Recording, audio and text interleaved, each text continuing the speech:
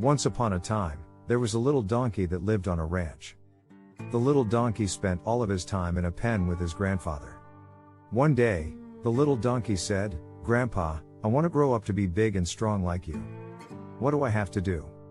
Grandpa said, "All you have to do is learn how to shake it off and step up." That confused the little donkey, so he asked his grandfather what that meant. Grandpa said, "Let me tell you a classic short motivational story. One day, when I was just about your age, I was right in this pen when someone left the gate open by mistake. Well, I escaped and started walking out on the prairie. I was admiring the big mountains and the huge sky.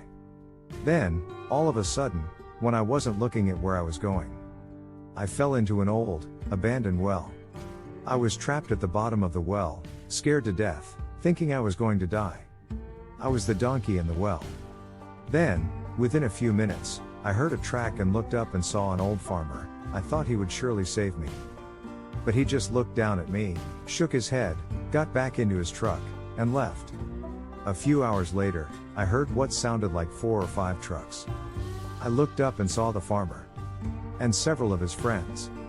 The old farmer said, "Boys, the well's abandoned and that little donkey ain't worth anything, so let's get to work." They got their pickaxes and shovels and started burying me alive.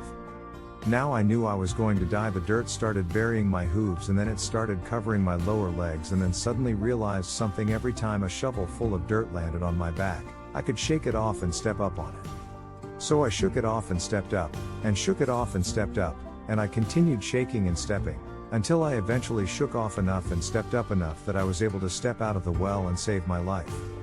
Then the grandfather looked right at the little donkey and said, "Remember, if you want to grow up to be big and wrong, you have to learn how to shake it off and step up." Thanks for watching and stay blessed.